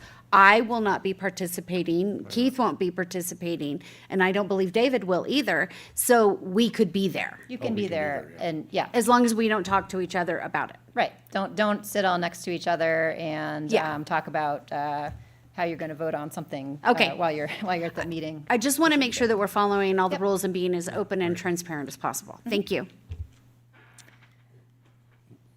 Is this the time to ask questions about serial meetings?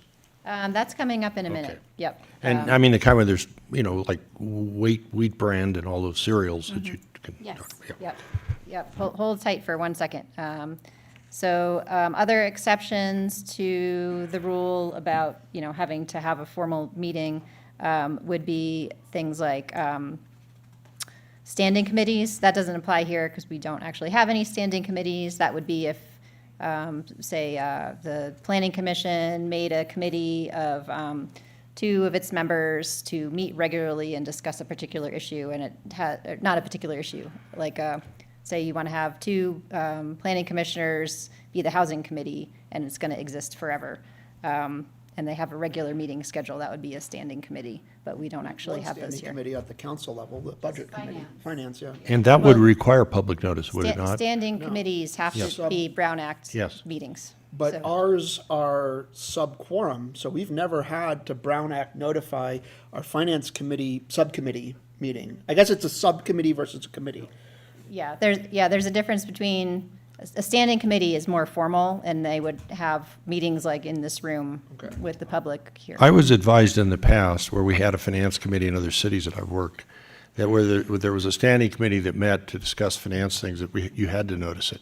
And at least nobody showed up, but you at least had to give the public the opportunity if you're discussing about the city finances. So what you're suggesting is maybe what we have is not a standing committee, maybe it's a sitting committee, or it's some other kind of committee that doesn't require, even though it's regular, it's routine, it meets frequently, all those other things, that it doesn't require a public notice. Right, a standing committee does require public notice and an agenda and the public participating, but we don't have any that operate that way. I think the finance, we call it a subcommittee, but it's 2 council members, and they meet, I think, once a year usually. Maybe once a year, yeah. It's like ad hoc or as needed. And so it's more, I would consider it more ad hoc. I thought you met Almost. regularly, and No. and of course I wasn't, I know you would do the right thing, so I just. And the last exception is for meetings of other legislative bodies. So a quorum of the planning commission, say, could attend a city council meeting. Or a quorum of city council can attend the TRPA meeting. So that is fine. And here is where we get to the serial meetings. So the classic example of that is the daisy chain or the hub and spoke. So even if you're not all in the same place at the same time, you could have a Brown Act violation accidentally, maybe, or on purpose, by having a daisy chain or hub and spoke meeting. So daisy chain would be like one council member tells another one how they're going to vote, and that one tells a third how they're going to vote, and all of a sudden we have a meeting of the minds or a decision being formed outside of a public meeting. So that's a problem. And then the hub and spoke is, for example, if the city manager during our Monday briefings, a council member tells us how they're going to vote, and then the city manager tells 2 other council members what that council member said, which he would never do, then that would be a hub and spoke type violation. Let me ask you this in relation to hub and spoke, because and by the way, that's, I think, very important for all of us to know. I have a cousin, assume I do, that lives up here. And I asked my cousin, I said, hey, look, I'd kind of like to get an idea of what the other people are thinking about this issue. Can you go ask each of them what their opinion is on this matter, and then why don't you come back and tell me? I didn't say that I would do that, and my cousin doesn't live here. I'm just asking, is that a violation? Yeah, that would be a problem. So don't use your cousin or your spouse or a friend or anybody to try to be an intermediary. Yeah, it's the same. It would be considered the same as if you're talking to them They directly. could talk to everybody, they just couldn't report back to you Yes. what they found out. Right. Yeah. Right. So on the agenda briefings that the city manager and I do on Monday before a council meeting, we sit down individually with each council member, go over the agenda, answer questions they might have. It's a good tool for pushing information out to you all, and, you know, answering your questions. You don't need to tell us how you're going to vote on things. That's not the purpose of it. We're just trying to help you get prepared. So it's a And good by the way, I think it's an excellent thing that you both do, and I think it really helps us as we then come here to deliberate. I think it's a really valuable tool that you're using, so thank you. Thank you. So again, the purpose of these rules is just to ensure that our decisions are being made in public during public meetings where there's a meaningful opportunity for the public to participate in those decisions. Email can be a particular source of problems for the Brown Act. So I would definitely recommend avoid sending emails to the whole rest of your commissioners or city council. And be careful when replying to emails. The infamous accidental reply all can be a source of problems. I wouldn't communicate your position or make a commitment on a pending matter. And don't reply all to a majority of your legislative body. And I would just say, think before sending an email. I think we've all done it, like the accidental, oops, I didn't mean to reply to everybody, or I shouldn't have said that. So just take a moment and reread it before you hit send. So when the city manager or I send emails to the whole council, we generally use the BCC function, and that avoids the accidental oops, reply all issue. If someone does hit reply all, it doesn't send it to everybody. It only sends it to the people CC'd, not those BCC'd. And also, we generally provide those emails in a similar way to we do the briefings. We push out information that way. We're not really asking for a response or like, how are you going to vote? It's giving you information to mull over. An example here could be a resident might send an email to all 5 planning commissioners expressing concerns about a development project that's coming up for a public hearing at your next meeting. And they might ask you or demand to know how you will vote on that. You could safely reply just to that person, not to the whole commission, to encourage that person to attend the public meeting and just acknowledge that you got their email. I wouldn't say how you plan to vote, especially if it's coming for a public hearing, because we'll hear about some due process issues from Mr. Bardzell shortly. I wouldn't reply to all. And I would recommend to forward a copy of that email to the city clerk so it can be included in the record for the agenda item. Okay, so you thought emails were bad. When you get to social media, I start to get worried. There have certainly been times where I have just wished everybody would stay off social media and leave it alone, but I know we're past that, and so I'll just have to continue being a little bit nervous as a city attorney because the rules are a little unsettled here. It's okay to use social media platforms to answer questions, provide info, solicit info from members of the public. You are elected and appointed officials, your leaders in the community. It's fine to do these things. What is not okay under the Brown Act would be to discuss public business with other members of your legislative body. And in fact, due to recent amendments in the Brown Act, you can't even comment on a post from one of your colleagues. You can't like it. You can't put an emoji on it. That is considered a meeting, even though it's only 2 people. I think what the legislature was probably thinking was that a third member might be looking at that and then seeing what 2 others are thinking. Of course, these rules apply to the legislature. They don't. Yeah, Yes. right. Yep, the special rules for cities. And then, blocking and deleting comments. That is a little unsettled. There is a recent U.S. Supreme Court case called Linke versus Freed from last year that addressed that issue, and it loosened up on what the rules had been. The Ninth Circuit had been more strict on that before, and the U.S. Supreme Court has a new test for whether you can block or delete comments. In that case, a city manager from Michigan had maintained a hybrid Facebook page. It involved both personal and city business. A concerned citizen commented on the city's COVID policies and commented on a picture of the city manager getting takeout from a restaurant. We all remember those years and how controversial things were, even little things back then. The city manager did not like the comment that was made and blocked the constituent. The concerned citizen filed a First Amendment lawsuit. This gets all the way up to the U.S. Supreme Court. And the Supreme Court held that there has to be state action to have a viable First Amendment lawsuit. So that part's not groundbreaking. But there's only state action if, number one, the official possessed actual authority to speak on the city's behalf in this case, and two, the official purported to exercise that authority. The Supreme Court remanded that case to determine these factual questions, and as far as I could tell, nothing's been decided yet on remand. I would say the best practices, because there's multiple cases like this kind of being remanded right now and there's more to come, would be have separate accounts for your personal and city business use if you're a social media type person, and just make clear on your social media page that it's not official and it's your own opinions and you're not speaking as an official. You're speaking as an individual, not on behalf of the city.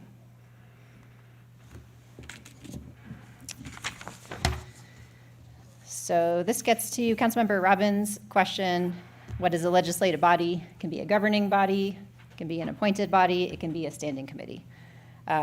Temporary or ad hoc committees that are less than a quorum are not legislative bodies and do not have to follow Brown Act rules. So examples of that would be like our charter city subcommittee we had last year to explore becoming a charter city that had a limited purpose, specific to looking at that issue, a limited time.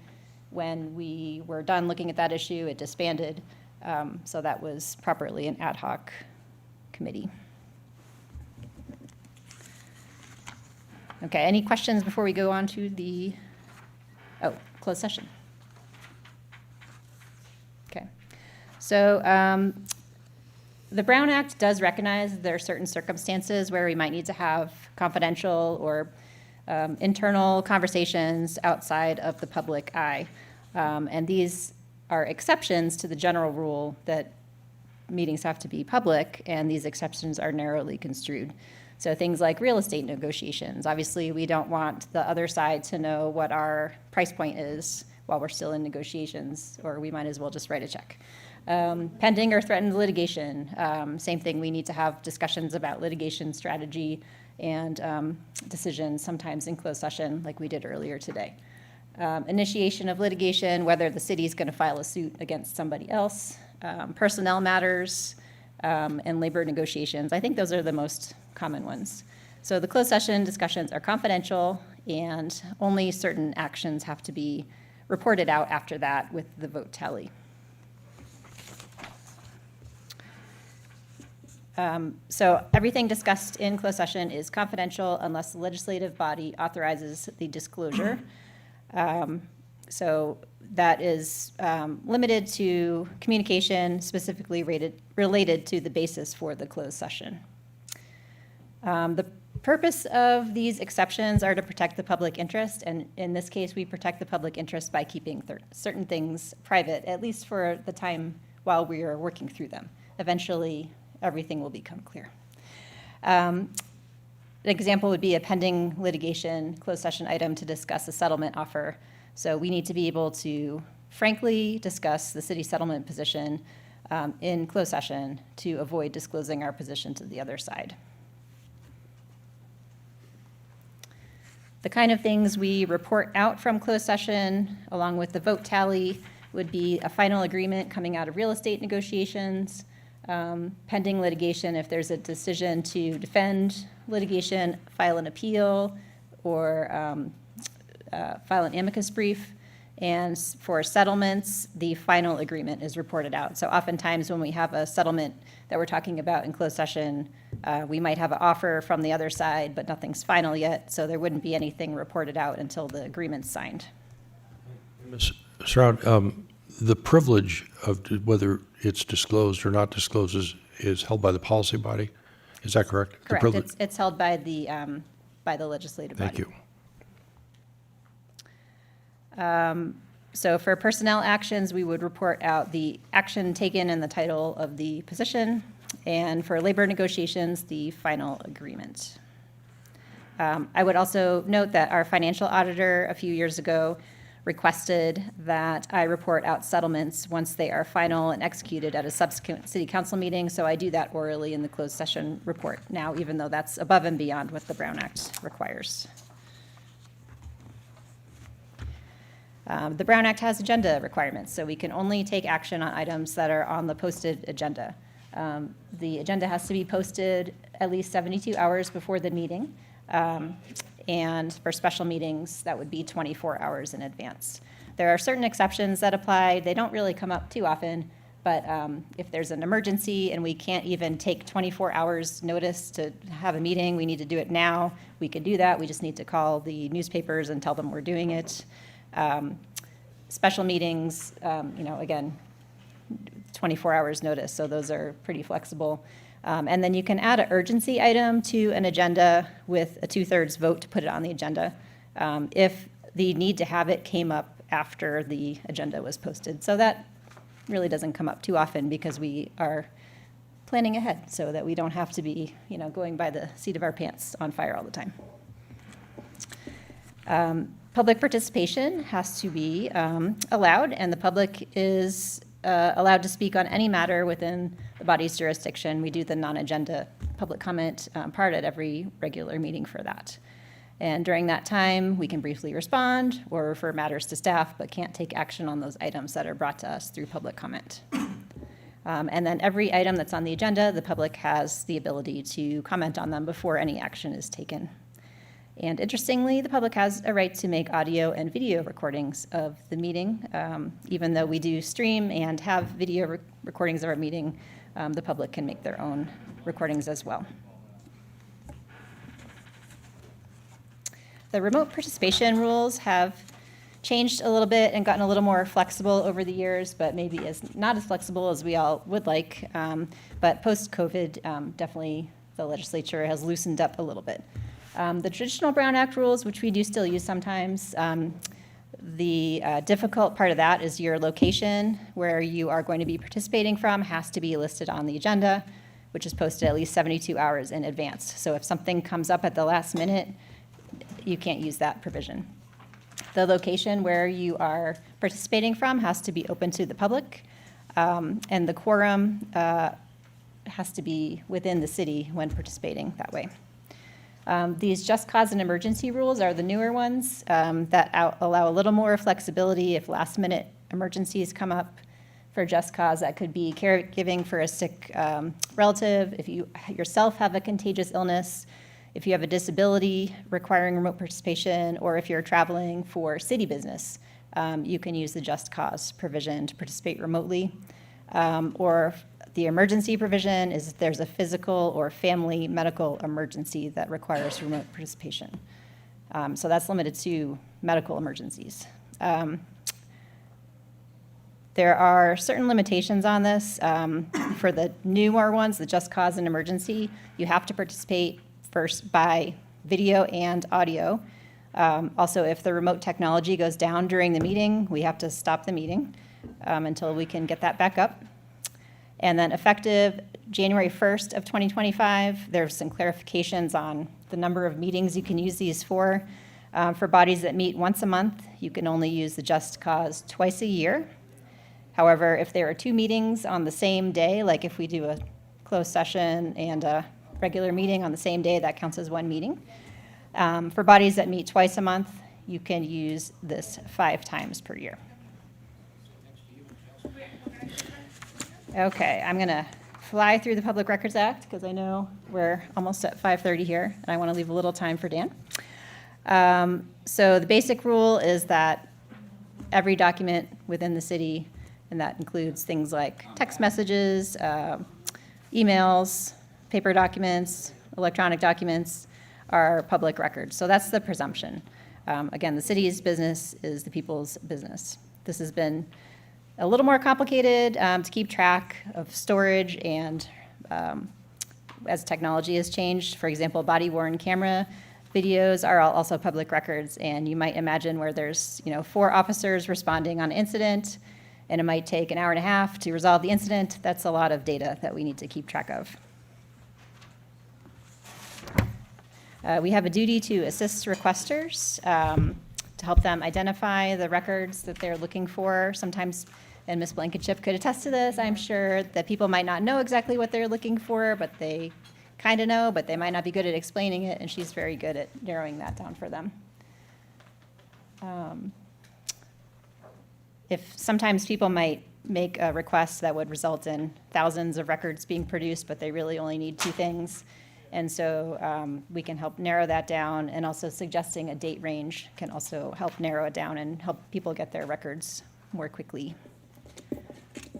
There are some exemptions in the Public Records Act where we would not disclose, and again, these are things where it's in the public interest not to disclose them, such as documents regarding pending litigation, personnel records that have a privacy interest to them, closed session items, and then medical and health issues. And another one that comes up a lot is drafts that are not held in the ordinary course of business. Okay, back to the quiz.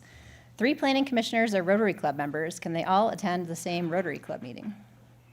Yes. Depends if the Rotary Club's going to discuss business relevant to the city at that meeting. Well, right. So yes, the social event exception to the Brown Act would apply, so they can attend but not discuss city business. It has to be the truth, whatever they discuss. Yeah.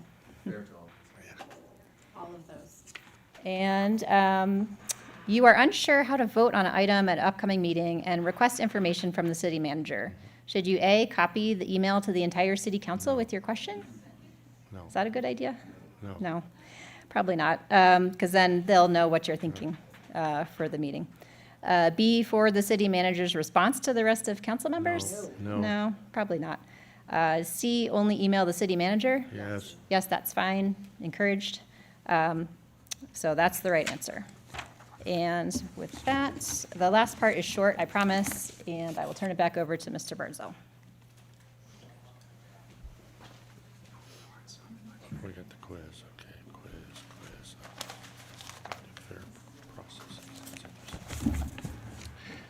All right, so now we're going to quickly discuss laws relating to fair processes. First issue here is the common law bias prohibition. So the elements of this are that a public officer must exercise the powers conferred upon them with disinterested skill, zeal, and diligence, and primarily for the benefit of the public. Can't be tempted by personal or pecuniary interests, and this would also apply to non-financial interests, and it would disqualify one from participating if this applied. So this comes up more in quasi-judicial decisions where due process rights are present. And so we'll discuss that a little bit more. So due process requirements.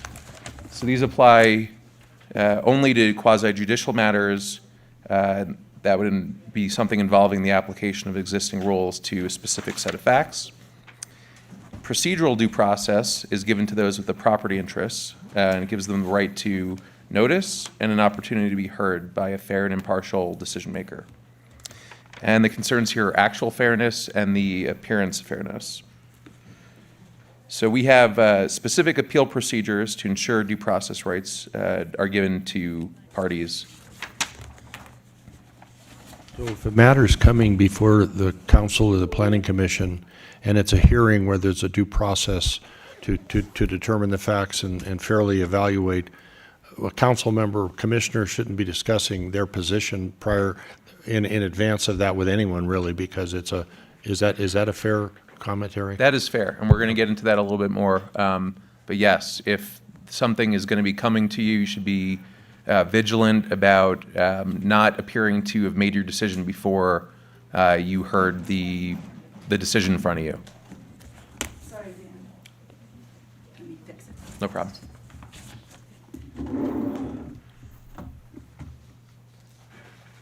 For all those in the public, we're running a little bit behind today, and so we'll get to you as soon as we can, to the next meeting.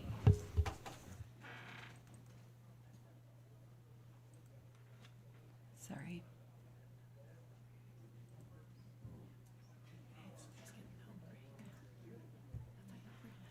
I really need something to eat other than cookies and bananas. And junk food. Slide through it? Yeah, that's other than airline food. And as soon as you end this meeting, it will be, you can eat. Thank God. Did it? Oh, good. Yeah, it came in a little while ago. We'll take a small break so that we can get a chance to eat. All right, so sticking with the quasi-judicial matter issue. So on those matters, this would be things such as land use permits and appeals. Beware of ex parte contacts. So the best practice here would be to avoid, listen but do not engage, disclose and describe the ex parte contact, and any site visits that occurred when the item is called. And then this allows the other party to respond to that. So this essentially means speaking about the matter without all parties present. For example, a grocery store conversation. So be mindful of that.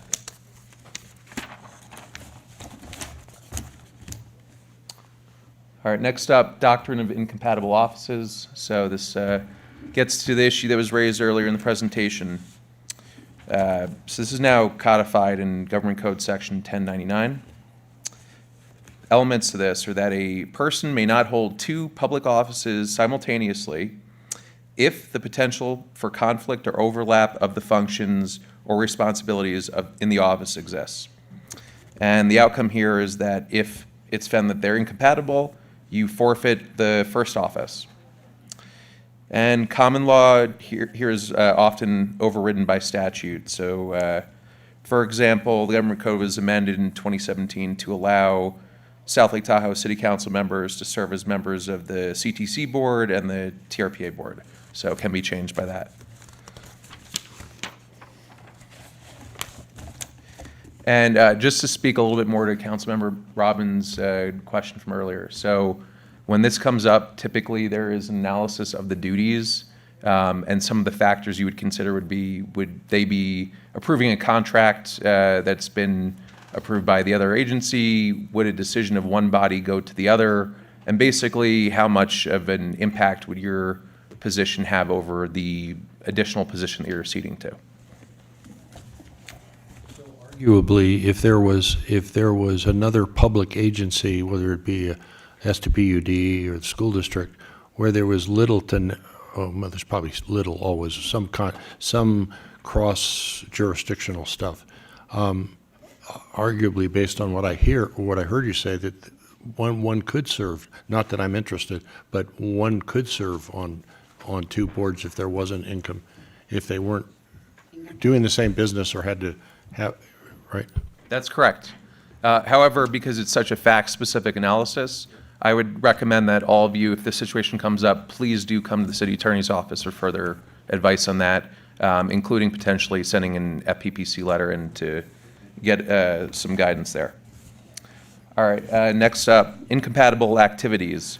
So agency officers and employees shall not engage in any employment activity or enterprise for compensation which is inconsistent, incompatible, or in conflict with their duties. And this only applies if the local agency has adopted a statement of incompatible activities. Here we have adopted that. So our statement states, persons in the public service shall not engage in any outside employment which involves the performance by them of any work which will come before them as officers. So always be aware of that when you're engaging in this.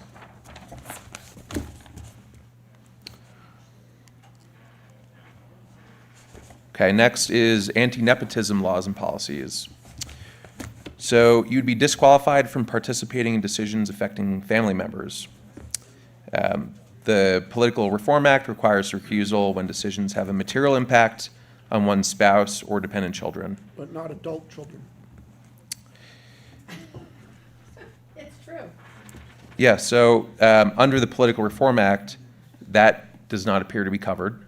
However, the city has additional policies that would impact that. So if any adult children, if an issue did come up, definitely bring it to our attention and we can work through the specifics of that circumstance. What policy do we have?